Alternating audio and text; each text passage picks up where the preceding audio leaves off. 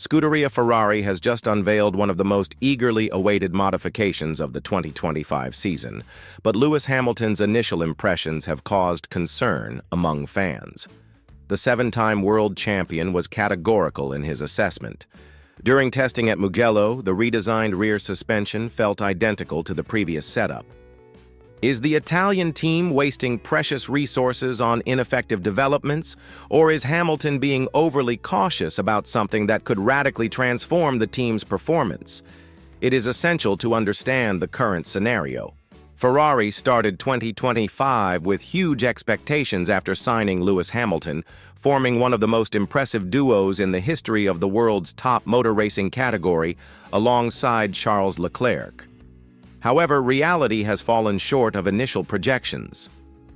The 65 single-seater has shown a very restricted operating range, complicating the driver's work and reducing the potential of both Hamilton and Leclerc.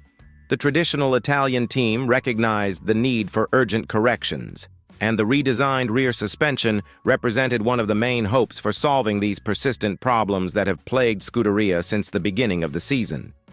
The update presented at the Belgian Grand Prix goes far beyond superficial adjustments. It is a complete redesign of the rear suspension geometry, incorporating completely re-engineered lower arms and several aerodynamic changes that include renewed fairings and deflector assemblies.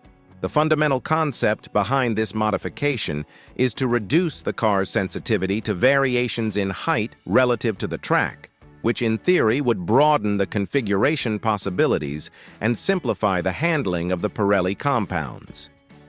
However, the first obstacle has already emerged. Hamilton tested these parts at Mugello without noticing any difference. During Ferrari's filming session, Hamilton completed approximately 14 laps using the modified suspension. His response when asked about his impressions was discouraging. The sensations were equivalent to the previous version. The British driver clarified that this activity was not a test per se, but rather a filming session with strict restrictions established by FIA regulations. However, his statements reveal much more alarming aspects. Hamilton also commented that in the Ferrari simulator, there is no detectable difference between the traditional and the renewed configuration. This raises a crucial question. How can an organization of Ferrari's caliber devote months of development to an update that shows no advantages even in a virtual environment? The scenario becomes even more complex when we examine Ferrari's recent development history.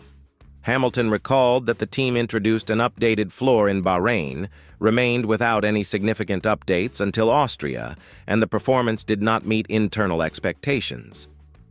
This pattern of slow progress and questionable results is repeating itself precisely when Ferrari most needs to make progress to rival McLaren, Red Bull Racing, and Mercedes for the championship lead. The internal tension must be immense, especially considering that this is Hamilton's first season with the Italian team. The timing of this update could not be more inappropriate. Ferrari chose to implement the revamped suspension on the sprint weekend in Belgium, meaning less free practice time to understand and refine the new package. Hamilton was pragmatic in acknowledging that it will be extremely challenging to extract the maximum potential from the update this weekend, and that it will likely take multiple races to truly understand how to use these changes to the team's advantage. This conservative stance conflicts with the urgency that Ferrari's situation demands in the current championship. However, we must examine this situation from a broader perspective. Is Hamilton being overly cautious, or is Ferrari really facing serious development difficulties?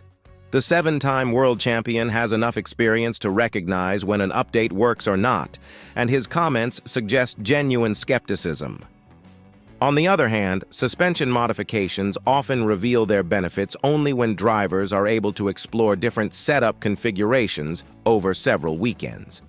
The sophistication of contemporary Formula One makes it virtually impossible to evaluate an upgrade based on a few laps of filming. The pressure on Ferrari intensifies with each race. With Max Verstappen dominating at Red Bull Racing, Lando Norris and Oscar Piastri showing speed at McLaren, and George Russell keeping Mercedes competitive alongside young Andrea Kimi Antonelli, The opportunity for Scuderia is rapidly narrowing.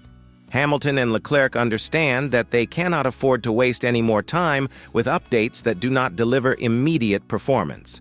The competition is not slowing down, and every point lost could be decisive at the end of the season. What is most troubling is Hamilton's blunt honesty about Ferrari's development process. When a driver of his experience publicly admits that he cannot feel any difference between the setups, it could indicate deeper problems in the Italian team's working methodology. Is Ferrari developing the right components? Could it be that the problem lies not in the suspension, but in other areas of the car that limit any gains from this update? These fundamental questions about the Scuderia's technical direction are beginning to take on worrying relevance among experts in the sport. The reality is that Formula One in 2025 is more competitive than ever before. Small distinctions have a big impact on the final result, and teams like McLaren and Red Bull Racing are not standing still waiting.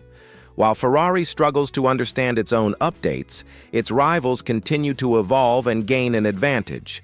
McLaren, in particular, has shown a consistency in development that contrasts sharply with Ferrari's difficulties in extracting performance from its technical innovations.